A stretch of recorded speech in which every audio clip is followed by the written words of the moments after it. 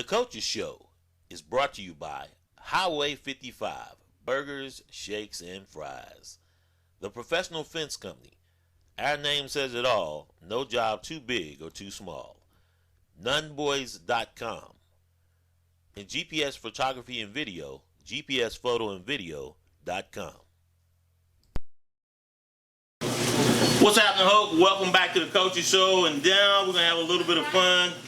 Maybe so, maybe no. But it's an Ask the Questions. Always. Ask the Coach segment. So, first question I got comes from a guy who actually ran me down in the Walmart, Coach. And he said, the team seemed to be getting worse no matter who the coach is. And they got freshmen now that are quitting. I don't know if that's a statement or was a question involved or something that was implied. What's your response to that? Well, first off, I don't know of any freshmen who have quit. We've actually we've got 14 spots, and we have several latecomers, freshmen, who have come out and are trying to make the team. And so, there are more out there this week than there were last week, and I don't know. Nobody quit. You actually hit add-ons. Yeah. It's now obviously they can't play this week, and they'll play next week. But they understand that. We've laid that out. Is the team worse? It's a matter of perspective. I think if you analyze our schedule, our strength of schedule this year, especially with the first two opponents, New Hanover and Jack Bridge, is 200% stronger than it was a year. That was not Wilmington Ashley or Sun Valley. And we opened the season last year with Ashley, and while it was a win, any win is a quality win. Right. But when you look at the remainder of our schedule and analyzing the strength of our opponents that we had on it, I felt like at that point in time and working to get to the schedule this year that Wilmington actually just was not adequately preparing us for the rest of our schedule, especially for our conference. Also felt like there was some instability at Ashley that proved to be the case. Coach Probst was only there for one season, and they're in a state of flux again. But Ashley didn't win a game last year, and then we played Sun Valley, who, while they were much better than Wilmington Ashley, they were essentially a one-man show with the running back. And I think our zeal in that game a year ago kind of got the best of us because we lost focus on our keys, and everybody just dialed in a little too heavily on him. But Jack Bridge is a much stronger team than Sun Valley. And I think when you look at the fortification of our schedule and the premise behind it and the goal in doing that, in the long run, it's going to pay much better dividends because it's going to give us, stiff games against high-quality competition, which is what you're going to have to be prepared for when you make the playoffs anyway. And then tested them early so you find out what kind of team you got and go on from there. But, going 11-0 and still losing the first round of playoffs is still a loss. That's right. And whoever asked you this question, they didn't tell you who they were. No, they didn't. They actually chased me down to Walmart at 1 in the morning. And I didn't purposely go there at 1 in the morning. My wife wanted something sweet to eat. I go to Walmart, this guy rushed down the aisle saying, "Are you still out of whole cat?" I said, "Well, yeah."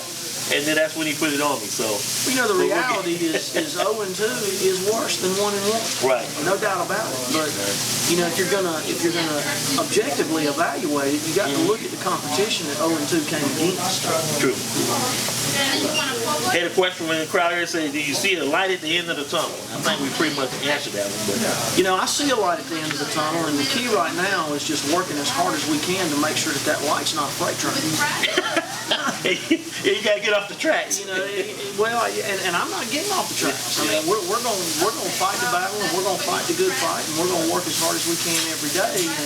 And yes, we do see a light at the end of the tunnel, but our effort and our intensity level and how well we play dictates whether or not that light becomes an exit, into an oasis, or whether or not it turns into a speeding freight train. By no means is Hope County in panic mode. Far from it. Well, we're going to do what we do, and we're going to be consistent. We're going to practice the way that we practice, and our practice flow is good, it's strong. Our pace is very, very above average. You know, we practice with an extreme pace. We rep and we rep. We go from individual to group to team periods. We spend 30 minutes a day on special teams. We break down every phase of the game. And we start at the individual position groups and we gradually merge it into team periods. And yeah, that's what we do. And that's what we're going to continue to do. And we're going to continue to work in the weight room. And we're going to continue to run. And we're going to continue to do the things that you have to do to build a program. Right. You know, anybody can have a football team. Anybody can field a football team. But our goal is to build a program so that a bad year is a 7-win season. You know, and because talent runs in cycles. There's going to be years where you have incredible talent and great speed. And this is one of those years, albeit, you know, we've lost one for the season. We've got one that's still not fully back yet. But the talent is not an issue. The strength is an issue. The playing will is an issue. We're building a program. We're building a program. In terms of injuries, Marquez Riggins, he's gone for the season. Defensive back, Brandon Smith still not back. Brandon Smith is about 70% this week. I talked to him after practice today. He said his ankle was sore on a couple of lateral cuts. We got him out. We got him, you know, we ice it mercilessly every day. Right. And but you know, if he's not 100%, like I told you last week, I'm not going to risk his well-being and his welfare and his health. You know, unless he just comes up to me and says, we're going to tape it and tape it and tape it, and he's going to go. But even if he does that, if his going is not effective for us, you know, if Brandon Smith's 70% is not better than another kid's 100%, then we got to go with that other kid's 100%. KJ Thorpe, quarterback, how is he? Is he out this week? KJ is not. You know, KJ. Was it an ankle or a knee? It was an elbow. An elbow. Wow. An elbow. Okay. You know, he took a shot on his elbow. Was that the throwing arm? It was. You know, we ran option out the back door to the right, and he did take a shot on his elbow after the pitch. Yeah, the pitch. I was thinking it was his leg, but it was actually his elbow. It was his elbow, and KJ's had a good week. You know, KJ is young. Yes. KJ is You forget he's a sophomore.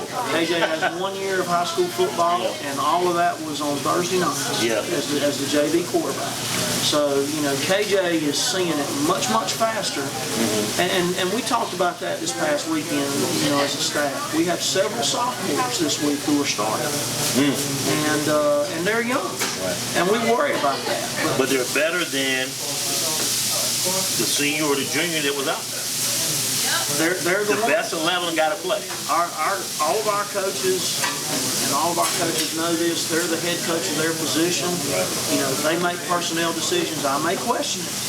And, you know, and I have questioned some of them. And I've told, you know, when those questions have arisen, I've told them, I said, okay, you're going to have to prove it to me in practice. And you know, if we make it through a week of practice and we get to the game, you know, that same rule still stands. You're going to have to prove it to me when we get into combat.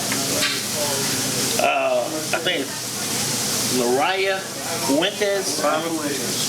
He's gone not one game, but 2 games? He was gone the game that he was ejected and in the next game. Well, Coach, now he was a starter at linebacker. Who was going to fill in? Why'd you have to ask me? The player that we actually have a sophomore who has emerged this week, and we have a junior who has also stepped in at our will linebacker. Antonio Locklear will be at will linebacker, and Trey Parrish will be at middle linebacker. Good deal. I think I know him. Familiar name. He's had a good week, and you know, our defensive coordinator and both of our linebacker coaches are supremely confident in his ability, and because I've questioned it. You know, I've questioned it, but I've questioned it with all of our sophomores. And you know, Coach Coleman and I talked about it at length this morning, in fact. And you know, and I was kind of playing devil's advocate, you know, on the fact that they are sophomores, and he brought up KJ and Andre Pegues. You know, and then you know, Coach Coleman looked at me and said, "Coach, who else have we got?" And And I told him, I said, you're right. I said, you know, the thing I hate is developmentally, they're going to develop either way. I like the advantage of them developing on Thursday night simply because the speed of the game is not as brisk.